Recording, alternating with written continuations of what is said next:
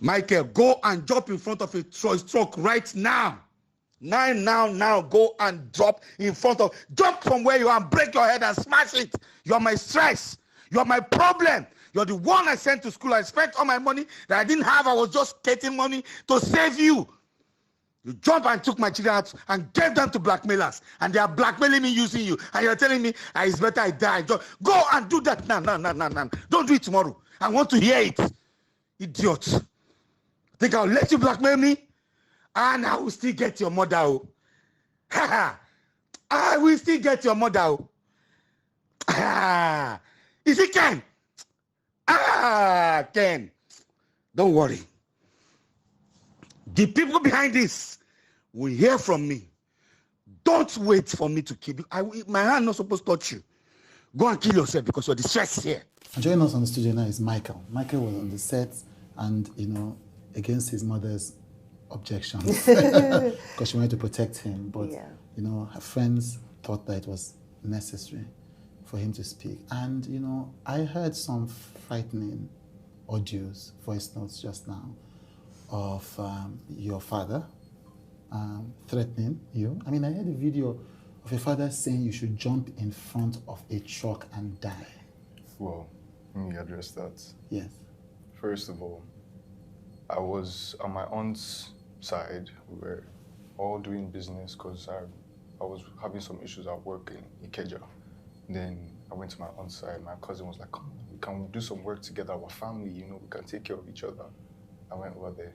My aunt started trying her best to convince me to get my younger ones over there so they can have a better life in Germany or whatsoever, like as if we were having issues. At first I took offense, but I was like, maybe I can use this opportunity to find peace somewhere.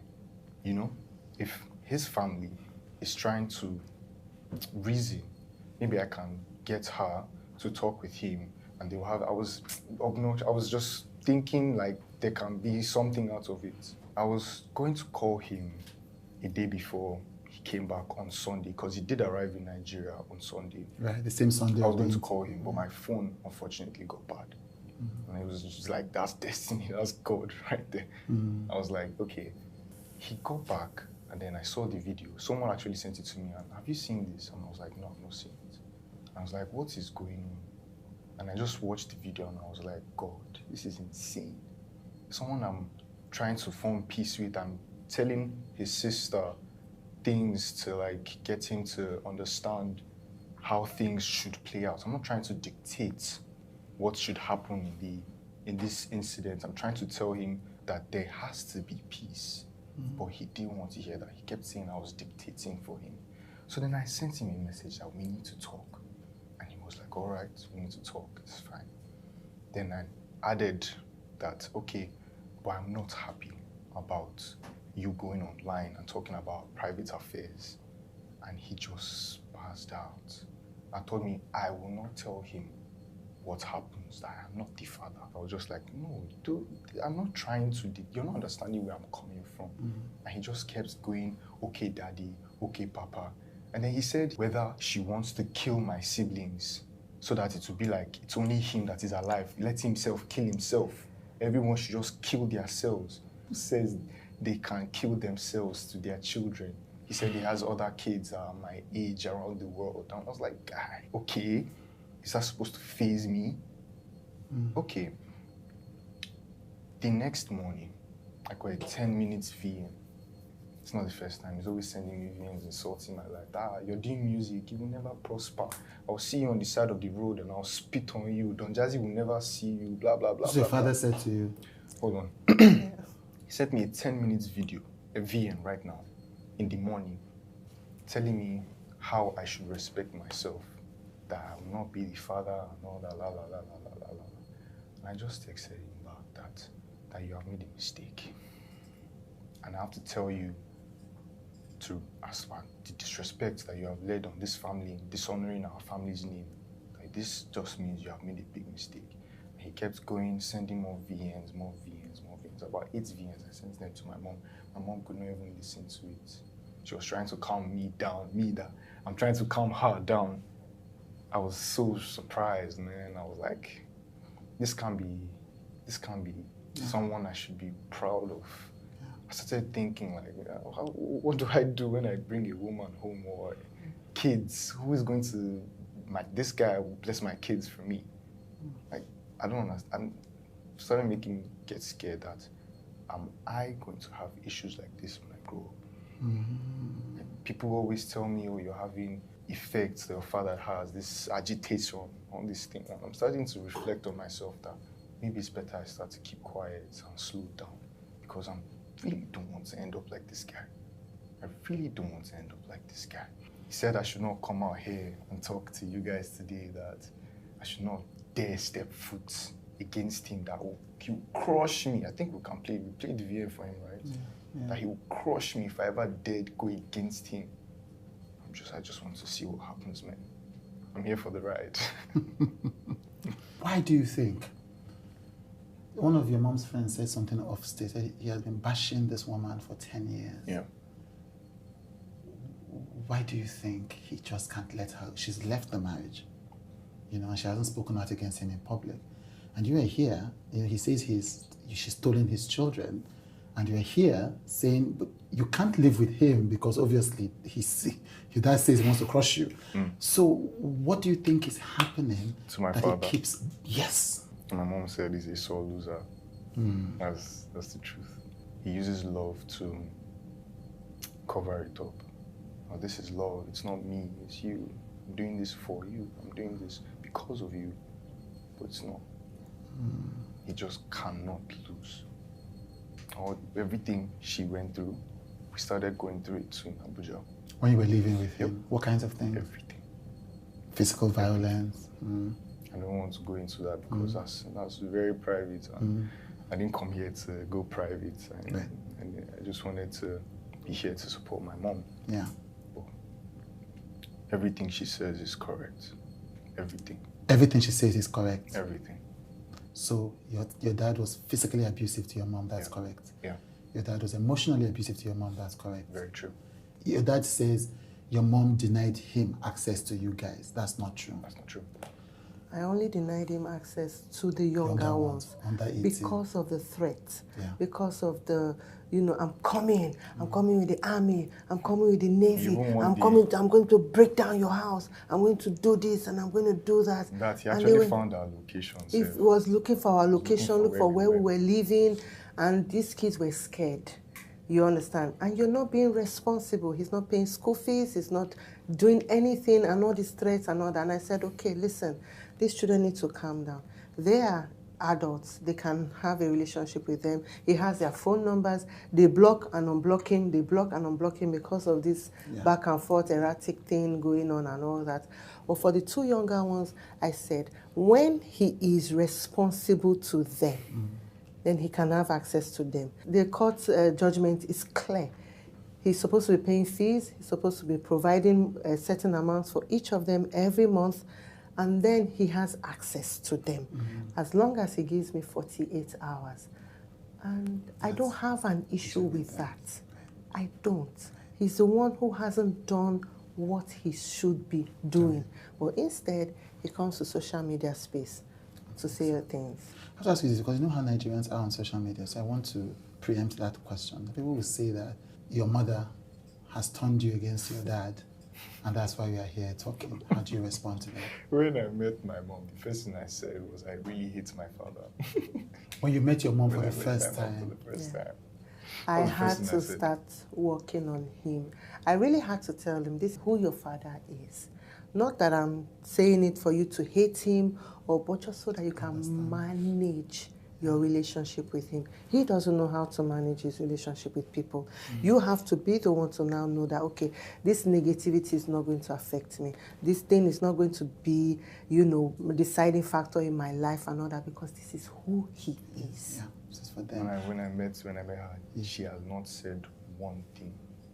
When you met your mother for the first time, she had not said one thing against your dad. Years, I'm sure he's just hearing some things for the first time, because I kept a lot of things away from them. So your dad thought that your mother was bad-mouthing him to you guys. Yeah. Meanwhile, she was not saying anything. At all. At all. And you were the one that told her the first time after you had lived with him. Everything that's happening is just her telling us not to lash out. And we should calm down. We should just see through. Because we were the ones realizing things ourselves. I was in Abuja, I was going about my day, and then I just realized, wait, why am I saying I never saw my father beat my mother? That's a lie. Where did that come from? My mom was like, oh, you were a child. You can easily manipulate a kid. So it was like a dream to me, like, it never happened. You know? So when you were with your dad, he began to convince you that the things that you had seen did not happen? Did not happen. They did not happen to me then. That's why she said I hated her. That's true. Yeah. I did. Because to me, she left. She didn't want anything to do with me. That was the manipulation that was used against me, that your mother doesn't want anything to do with you. Your mother has moved on with men. She's doing drugs at your hotel. I fought with kids everywhere. I went to school, and I kept fighting everyone. I hated what my mother was to me. And when I found out that I was wasting my time, I had to run here. Run to her? Yep. So essentially, just to show that people get it correctly, you were with your dad, it's blocked off access from your mom. You couldn't speak to her for what, 8 years or some thereabouts, a few years? And it was by yourself you realized that one, your daddy was gaslighting you, yeah? And that you hated him because of the way he was treating you. Yes. That's what your mom had nothing to do with that realization. No. You came to that conclusion by yourself. What do you want your dad to do or stop doing? Nothing. I don't want anything from him. I don't want anything from. I think it's 4 days ago. I realized I don't want anything from this man. He told me to go crush my head by a truck, right? That was a line for me. I'm dead to this man. I don't want anything from him. How does this family, your family, your kids, how do you guys start to heal? This is a lot. I think I still plan on getting a therapist. I think we still need a therapist because we are damaged. We are all damaged. You know, we are all in that space, and I plan that we will need a therapist because we take one step forward, this man brings us 10 steps back, you know, and we're not, you know, making any headway. And there are a lot of emotions buried deep. You know this, but it's like a volcano. It's going to erupt very soon. You know, that kind of thing. And I really don't have the money, but it's something that I'm planning to do, you know, because we really need to. Because sometimes it's difficult, you know, trying to tell them things, and I know what they tell me back. You understand? It's still, the snippets are still there. You know, and sometimes I have to tell them, it's not my fault I left. You need to forgive me. It's not my fault. I left, but I came back. You understand? I got myself together and I came back. And maybe God took me out to prepare me for this future. Because if I was still his wife, where would we be? We're not building, we're not building the home, we're not doing anything. We're just, you know. So if God had taken me out and got me ready for where we are now, you know, I'm much stronger and I've built myself and I can stand and I can carry you people, you know, to an extent, you know, that kind of thing, and be behind you, be your pillar, even as you are also my pillar. I'm looking for the right time to formally do this. Probably when I get signed. He keeps promising me houses, cars. And I tell him I want a truck. So I'll be up there. I keep waiting for the right time to apologize for everything I didn't know I was doing to her. Because my dad would send me videos of her crying, and I'll feel it inside that what's going on. But then he would say, this is drugs. These are drugs. He's a drug addict. He will send you pictures of her crying and say it is the drugs. During court, we found out that he will make videos. Yeah. You know, I told you how he had arrested my friend, and in the what's it called, the SARS and all that. So there was a time that the guy who was helping me look for a job, it was a church member, and I was close to him and his wife, and she just had a baby, three months old baby, and you know, so when she saw me, she pounced on me and was trying to beat me up that I brought her family to this, you know, embarrassment and all that. He was videoing all those things and he'll be showing it to them. In court, he'll pretend he's making a call, and then, you know, the flash of a camera would come up and, you know, so he was doing all that. So he's doing all of that. So you want to apologize to your mom?